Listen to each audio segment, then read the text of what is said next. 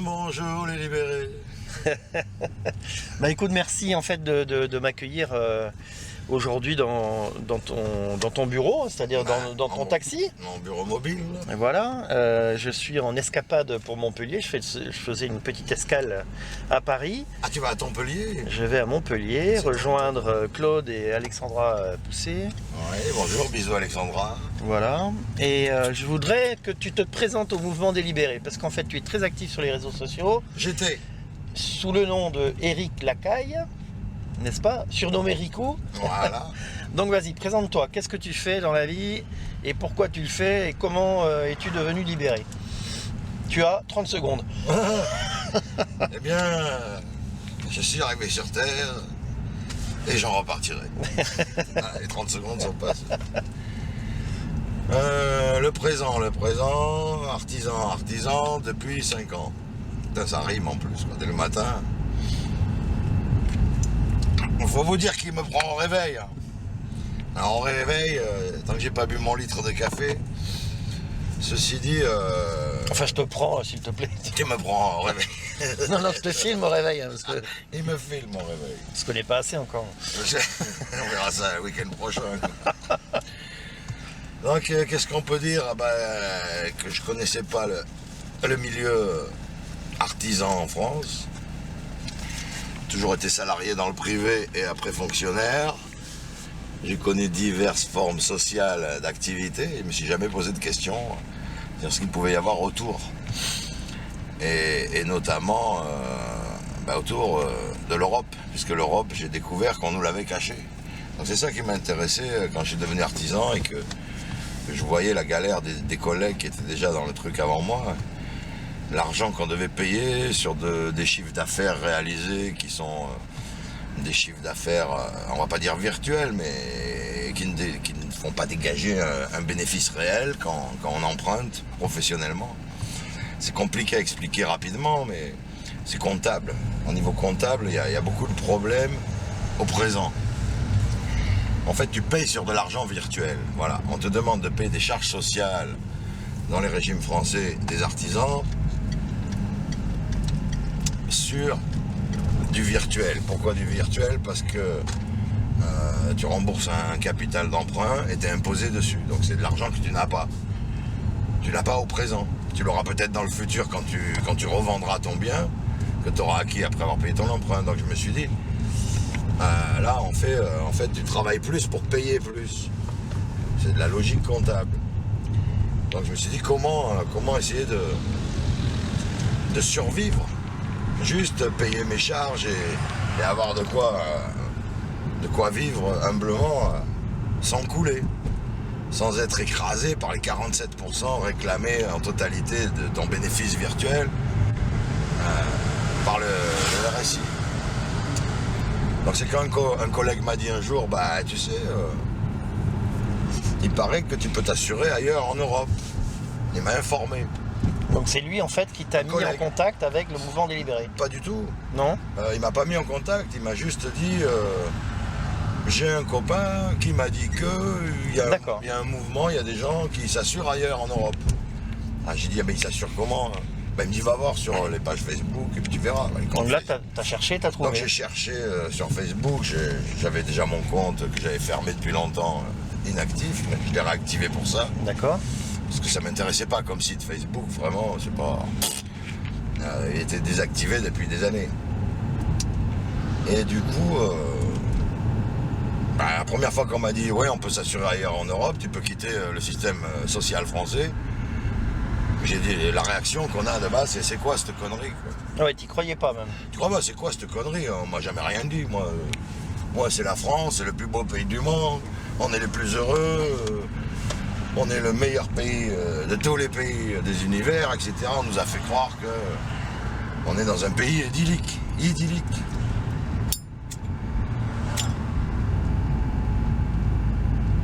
Alors, j'ai commencé à regarder un peu de quoi il en retournait. On me dit comment je peux faire alors pour m'assurer ailleurs et moins cher. Si je veux être protégé au niveau assurantiel.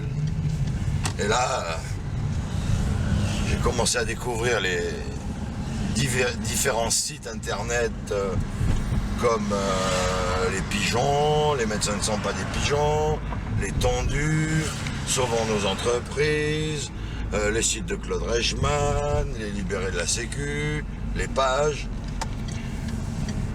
Et je croyais que tout le monde était copain et tout ça. Mais après, je me suis vite aperçu que c'était pas le cas. Et à chaque association a ses objectifs. Je comprenais pas ce que chacun gérait. J'ai bien fouillé là-dedans. Après, j'ai compris les différences entre les mouvements. Et j'ai choisi celui qui me paraissait le plus logique et le plus adapté à ce que je découvrais au fur et à mesure, qui était quoi? La construction européenne. D'accord. C'est ça qui m'a intéressé. Parce que j'avais entendu dire qu'on était en Europe, qu'on était tous égaux, qu'on avait tous les mêmes droits, des devoirs, mais qu'en fait on nous a fait comprendre que l'Europe ça ne nous concernait pas. Il fallait créer l'Europe, mais on nous a jamais dit que c'était à notre avantage. Et là, cette réflexion, elle date de quand? C'est 2014 à peu près? 2014, oui, j'ai découvert. Début 2014? Début 2014, au mois de février.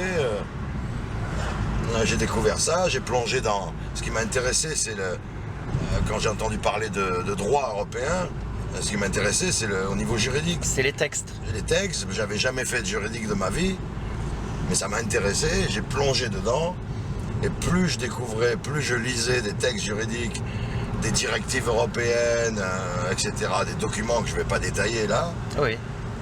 ça me paraissait clair comme de l'eau de roche. C'est-à-dire que quelqu'un qui lit la directive, par exemple 92-49 concernant l'assurance non-vie, un enfant de 12 ans, il la comprend. Oui, absolument. Donc tout paraissait clair, et je me dis, il y a un décalage entre ce que je découvre de la construction européenne par les hommes politiques des États et ce qu'on nous en a dit, et l'information que notre État aurait été en devoir de nous donner, de nous de nous montrer. informer. Pour nous aider. Pour nous aider. Et pour avoir une meilleure vie économique, surtout, non pas seulement pour nous, mais pour notre pays entièrement. Tout à fait. Donc il y a des logiques économiques qui ont été pensées par des gens au niveau européen qui sont dans la politique et qui ne sont pas cons du tout, parce que tous les politiques ne sont pas pourris, ça c'est complètement faux, c'est des êtres humains, comme tous les autres. Donc là-dedans, il y a des vendus, il y a des gens qui sont au service de certains lobbies financiers, etc. On va pas faire le détail, sinon je vais m'énerver. Et il y a d'autres gens qui pensent un peu à leurs concitoyens et aux autres. Et ils ont mis en place en fait un système assurantiel qui peut permettre à nous, Européens, qui pourrions choisir et qui pouvons choisir nos assurances comme on veut, ça pourrait permettre de relancer l'économie et le pouvoir d'achat surtout. Le pouvoir d'achat, aussi bien pour les salariés, pour les fonctionnaires, que pour les indépendants. Donc ça veut dire que j'ai découvert qu'en fait cette construction européenne, elle était destinée à tous les travailleurs. Voilà. Après on peut détailler, on peut débattre sur le comment, le pourquoi. Et récemment, un copain sur internet, il y a quelques mois, là, sur les pages Facebook, il nous a trouvé le fameux programme de 1993, la proposition de loi qui avait été faite par certains de nos députés français, très intelligemment, qui remettait en place un peu la liberté assurantielle économique qu'il y avait avant la guerre, il y a 70 ans, où on avait les sociétés de secours mutuels qui fonctionnaient sous les lois déjà du 1er avril 1898. Donc la protection sociale des pauvres, elle existe bien avant la Sécu. Et les travailleurs qui dégageaient de l'argent, des bénéfices, les indépendants, les patrons, avaient la liberté de s'assurer dans des entreprises privées, dans des assurances privées, pardon. Donc j'ai commencé à poser des questions sur pourquoi la France avait été enfermée dans un seul système, un seul et pas de choix. Donc pourquoi on peut s'assurer pour ça librement, mais pour la santé, pourquoi ils ont pris la main mise sur la santé? Pourquoi on nous a caché la vérité Et aussi? pourquoi on nous a caché la vérité du changement après 70 ans de la fin des monopoles pour l'économie européenne en fait. Donc ensuite, donc, début de l'année 2014, Voilà, je tu découvre. t'intéresses au mouvement et tu assistes, enfin tu as des premières rencontres avec des gens du mouvement, Bah oui. Jennifer notamment. Voilà. Jennifer, Philippe Letertre, Farage, Jamzi, et avec des collègues on assiste. Alors, il faut dire Farage, parce qu'il non, n'aime pas qu'on dise Farage. Mais je fais exprès, je l'emmerde. Farage. Et lui, alors lui, c'est un malade. Bonjour Parce que- Farage. Salut Bilout. Lui, Bilout, ça veut dire petite caquette. voilà. Mais, Il je va fais apprécier, exprès. hein, il va apprécier. Et surtout qu'enfin on peut pas en parler à la télé. Mais... Bon, et donc, pour moi, lui, c'était un héros de bande dessinée. Quoi. Au début, je voyais les billets qu'il faisait, les textes qu'il écrivait. Les billets de 500, non? Les billets de 500, non. Non, non. Il les cache. Il les cache. Et donc, j'ai rencontré tous ces gens-là et avec des collègues, on a assisté à une première réunion à Paris le 26 mars 2014. Donc cette réunion était organisée par qui? Une rebelle. Par le mouvement des libérés, Oui, par notre guerrière Amazon, Jennifer. Jennifer, d'accord. Et, Donc- je l'appelle la guerrière Amazon parce que c'est une femme qui a du peps, qui a de la niaque et qui se bat pour sauver sa boîte et sa famille et ses enfants. Et Alors là, elle invite Voilà. Claude Reichmann. donc voilà, et la réunion se fait, et je sors de la réunion, on sort de la réunion. Déjà j'avais un acquis avec des textes que j'avais fait en 1 mois et demi. 1 mois et demi de recherche personnelle, de découverte, et puis là, la réunion, ça n'a fait que confirmer tout ce que j'avais découvert Bah, sur le mensonge d'État, etc. Voilà. Donc là, tu as le déclic. Et donc, Voilà, j'ai Tu le te déclic. dis, j'y vais. J'ai le déclic. Donc en fait, 1er avril, tu as le déclic, tu fonces comme un poisson. Voilà, je fonce, je prends ma décision d'arracher ce numéro de sécurité sociale à 13 chiffres gravé sur mon front depuis la naissance, car j'avais découvert que ce fameux chiffre émanait de l'époque de la création par le maréchal Pétain sous Vichy, ce fameux gouvernement démocratique que nos anciens ont connu, émanait de la construction et de la mise en place du système de retraite par répartition en 1941 pendant l'occupation allemande. Donc je ne vais pas détailler tout ça, c'est pas la peine, mais j'ai pris la décision d'arracher ce numéro et c'est là que je me suis senti libéré. Désolé pour le tunnel, mais on ne peut pas faire autrement. Alors, voilà. Après, je suis parti dans mes recherches juridiques sur les mutuelles, la forme mutualiste de la solidarité. C'est ça qui est très intéressant, c'est d'aller plonger, d'aller chercher vraiment le détail qui fait que, pourquoi, comment. Et en fait, l'origine de la sécurité sociale et son objectif très louable à l'origine, ça on ne peut pas le contester, c'est de protéger les travailleurs pauvres.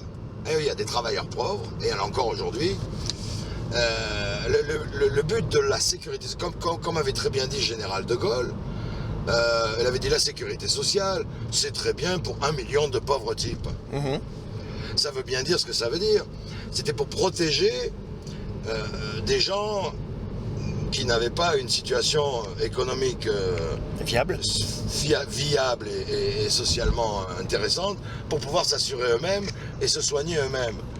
Bon, à partir de là, ça aurait été très bien si les gens qui étaient chargés de gérer cette organisation n'avaient pas voulu enfermer tout un peuple dans le même protectorat. Ah oui, d'accord. Ben voilà. Donc, tout se retrouve parce que la proposition de loi de 1993 faite par les députés afin que la France se mette en conformité avec ses engagements européens d'abrogation de tous les monopoles, ne veut surtout pas dire qu'il faut détruire la Sécu. Au contraire, il faut la préserver, et cette proposition de loi des députés détaille très bien et magnifiquement bien la manière prudentielle dont la France aurait dû, dont l'État français aurait dû prendre en main et dire aux Français, voilà, maintenant on va reprendre les bases de la Sécu pour la construction européenne, on va réduire ses prétentions et on va demander aux gens qui gèrent la Sécu de nous aider à réduire ses prétentions. Donc il va falloir qu'eux-mêmes, qui gèrent la Sécu, et certains qui en profitent plus que d'autres, reconnaissent et aident les Français à réduire les prétentions et à retrouver un équilibre financier qui n'a jamais été acté. Et ouvrir le marché à la concurrence également. Ouvrir le marché à la concurrence comme c'est prévu. Le texte préparatif expliquait ce... Toujours dans le prudentiel et le contrôle des États. Oui, tout à fait. Pour éviter les abus. Oui. Les abus comme les ententes entre les assurances, les téléphonies, etc. Donc redonner son blason de noblesse à l'idéologie de la sécurité sociale afin de protéger les plus faibles, les plus vulnérables. Tout à fait. Mais bon, laisser la liberté à des salariés, des cadres, des fonctionnaires qui ont des salaires équivalents à plus de 4 000 € net en salaire complet, et bien leur laisser la liberté à partir de 4 000 par exemple, de choisir des assurances privées comme c'est en Allemagne.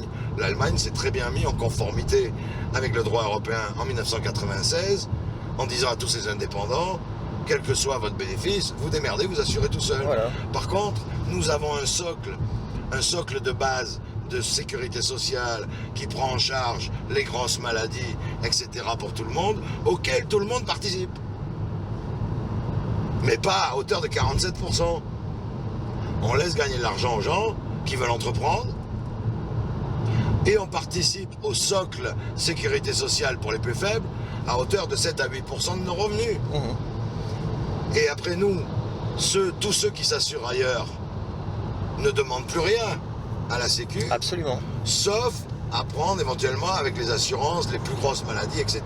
Que tout le monde s'entende bien pour que tout le monde puisse avoir la même protection au final. Donc le socle de base auquel tout le monde participe, c'est ça la solidarité. Et aussi la solidarité s'exerce aussi par l'impôt.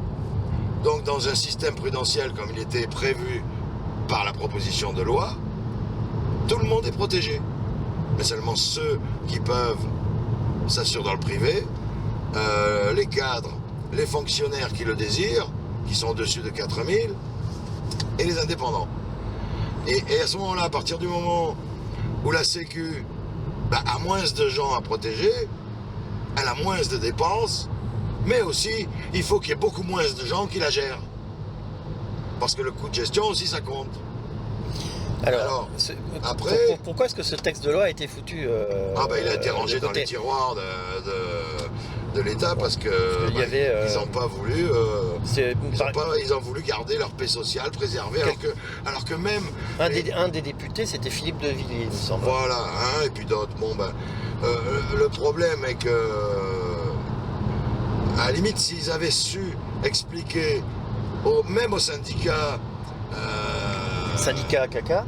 Même au syndicat caca, il y a des gens quand même qui savent réfléchir dans les syndicats, c'est des êtres humains comme nous, et en leur expliquant que la Sécu réduirait ses prétentions et que la France et les employés qui pourraient se libérer de la Sécu librement pourraient avoir une meilleure vie économique et que ça relancerait la consommation et donc la production et donc l'embauche. Tout à fait. Tout ça, c'est du b.a.-ba économique que même personne. Mais on leur a enlevé leur joujou.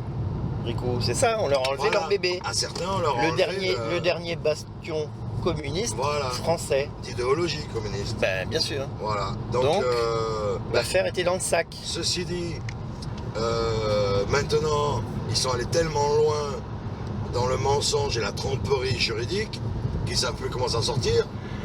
ils ont mis la main sur les juges, les magistrats, la Cour de cassation, pour garder les Français prisonniers. Oui, sauf que les fameux dysfonctionnements, les fameux bugs dont ils parlent, nous on les relève en disant que ce qu'ils appellent un bug, nous on appelle ça un massacre. Hein. Parce qu'il y a 2 ou 3 personnes qui se tuent en France tous les jours. Suicides, il y a 150 entreprises qui ferment en France chaque jour. Voilà. Et on a modestement quelques témoignages aujourd'hui, mais ils vont se multiplier, de gens qui sont dans la merde financière depuis des lustres, des années, pour un seul mois de retard de cotisation. Voilà. Et qui n'ont absolument rien en termes d'indemnité journalière. Exactement. Alors oui, mais ils ont quand même été soignés. Mais c'est pas la Sécu qui les soigne. Ce sont les médecins qui font bien leur boulot et le corps médical. Exactement. Voilà. Alors cette idéologie de nous dire que la CPAM nous soigne, je suis désolé, mais... Non. Personnellement, ce qui m'intéresse maintenant, c'est de faire dire le droit par nos juges, l'illégalité des mutuelles, et surtout, donc depuis l'origine, toutes les caisses de sécurité sociale ont une valeur mutualiste. Oui. Elles doivent se constituer sous un fonctionnement mutualiste. Sous le code de la mutualité. Sous le code de la mutualité. D'ailleurs, il a été créé en 2001, oui, le livre 2 du code de la mutualité afin de transposer les directives européennes sur les assurances. Les 3e directives qui achèvent le marché européen. Donc il a été créé ce fameux livre 2, mais les mutuelles avaient dès lors jusqu'au 31 décembre 2002, c'est écrit dans la loi française, pour se mettre en conformité et contacter tous les indépendants français qui étaient affiliés à leur mutuelle, l'Organique, Laval, la Canam, pour leur proposer un contrat comme ils voulaient. Oui, comme un contrat d'assurance. Voilà, la Canam aurait pu proposer un contrat avec des remboursements de sécurité sociale de dépenses à 70% comme elle le faisait. Tout à fait. Pour rester dans le régime général. Contractualiser notre relation. Voilà. Et dire aux Français, voilà, on vous propose maintenant un contrat, on vous rembourse 70%, ça vous coûtera tant. Voilà ce qui sera remboursé, voilà ce qui ne sera pas. Charge à vous, avec ce qui vous reste, de vous prendre une mutuelle française ou étrangère. Ou alors vous nous quittez. Mais au moins on a un contrat. Mais on a un contrat. Donc ça voulait dire que pour que les caisses françaises, les caisses mutuelles, soient compétitives, il aurait fallu qu'elles proposent un contrat au premier euro, c'est-à-dire que les mutuelles françaises à partir de ce moment-là ne faisaient plus de complémentaires.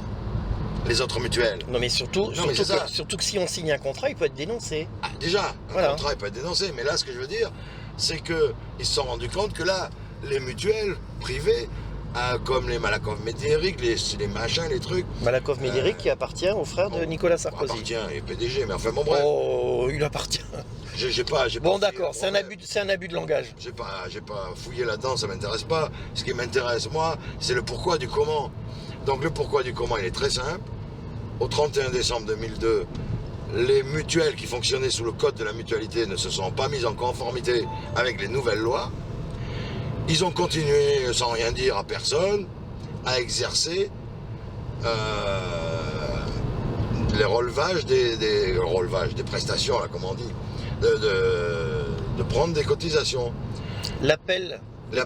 Ils ont continué à appeler des cotisations sans se mettre en conformité avec la loi. Et donc ils ont commencé à dire comment on va faire pour cacher ça aux indépendants et les garder prisonniers. Hein? Eh ben, ils ont tout simplement pensé à l'interlocuteur social unique, voilà, qui est devenu le régime social des indépendants, et ils ont dit on va regrouper les 3 mutuelles, on va en faire un fantôme, on va en faire une entreprise privée. Et qui sera chargé de prendre toujours le même argent, mais de le redonner à d'autres mutuelles qui s'occuperont des indépendants. Et donc, ils ont fusionné ces mutuelles et nous avons trouvé la preuve en 2005. La création du RSI a commencé en 2005, effectivement, par la signature des conventions collectives. C'est ça qui est très important. Les conventions collectives des syndicats CGT, CFTC, CFDT, FO, des 3 mutuelles, ont signé des conventions collectives avec les directeurs des différentes caisses pour créer les conventions collectives des directeurs du RSI. Donc à partir du 1er janvier 2003, jusqu'à la création du RSI, et cet organisme qui a continué après, ces gens-là ont exercé dans la loi ce qu'ils appellent de l'extorsion de fonds en bande organisée par personne dépositaire de l'autorité publique. Et ça, c'est punissable de 7 ans d'emprisonnement et 750 000 € d'amende, un truc comme ça. À titre individuel. À titre de ceux qui sont responsables de ça. Tout et à la fait. complicité de l'État et des hommes politiques. Alors on veut bien leur pardonner. Non, non. Si, moi oui, Non, mais non. s'ils reconnaissent que... Moi, je ne vais pas faire d'histoire, mais... Non, non. non, tu ne veux pas pardonner. Mais Non, moi, non, je veux non, qu'on non. me laisse tranquille. Non, non, non. Et je veux qu'ils acceptent Non, non. de reconnaître qu'ils nous ont trompés. Oui. Voilà. Après, c'est les juges qui doivent faire leur boulot, c'est pas moi. Moi, je suis pas juge. Mais c'est de l'extorsion de fonds. Et le RSI a été protégé par l'État français quand ils ont modifié à la même date, en 2005, la création du RSI par les conventions collectives. Là, ils ont modifié l'article L216.1 du Code de la Sécu qui émanait des ordonnances de 45, qui elle-même émanait du Code des sociétés de secours mutuels, qui disait que toutes les caisses de sécurité sociale, qu'elles soient des assurances, des mutuelles ou des associations, comme l'URSSAF, L'Union. depuis l'origine devaient se constituer et fonctionner selon les prescriptions du Code de la mutualité. Absolument. À partir de là, ils ont enlevé ça pour cacher le fait que le RSI était une mutuelle. Donc ils ont modifié le Code de la sécurité sociale au détriment des citoyens français pour qui la loi est faite. Les lois, normalement, sont faites pour nous protéger. Non, là, elles ont été manipulées par l'État français pour nous garder prisonniers d'un seul et unique système social qui coule l'économie, en gros. Voilà, donc c'est hallucinant. Encore une fois, pour garder leur jouet. Pour garder leur joujou. Voilà. Et garder 50% de la vie du travail des Français. Et de s'asseoir sur une cocotte minute qui représente 700 milliards d'euros Voilà. par an. Donc vous avez un organisme français aujourd'hui qui depuis 70 ans a évolué d'une certaine manière et qui aujourd'hui fait que pour 42 ans de travail, eh bien, il y a un organisme qui contrôle 21 ans sur les 42. La moitié. On contrôle votre vie. Quelqu'un vient et dit à votre patron, vous me donnez le double de ce que vous donnez à votre salarié. Vous nous donnez le double et nous on s'occupe de lui.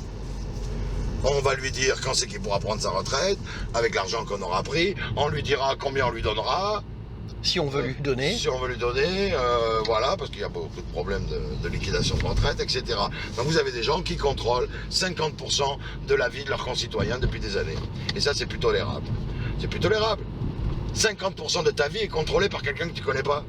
Et en te disant, moi je te protège. T'es qui pour me protéger de force? Ça, c'est du système mafieux. C'est la mafia. C'est la mafia qui vient te voir en te protégeant de force. Bah, Donc oui, on nous protège de force. Voilà, c'est la Donc mafia. la France, pays de la liberté, est un pays soumis à des mafieux. Alors Rico, Je suis désolé. non mais t'as pas à être désolé. Est-ce que on Ah si, négocie c'est désolant. Est-ce que l'on négocie avec la mafia? Non. On ne négocie pas. On demande à nos juges de traiter les problèmes juridiques tels qu'ils doivent être traités. Point barre. Bon, on arrive à Roissy-Charles de Gaulle. Voilà. Donc je vais bientôt prendre l'avion direction Montpellier. Alors moi je te remercie parce qu'on sent un homme impliqué et qui connaît extrêmement bien les textes et on sent ta volonté. Tu vas dire un dernier petit mot pour le mouvement des libérés, celles et ceux qui sont déjà libérés et les futurs libérés. Un dernier mot d'espoir. Allez, en quelques secondes. N'ayez pas peur. Merci Rico, Kenavo. Kenavo a des chats.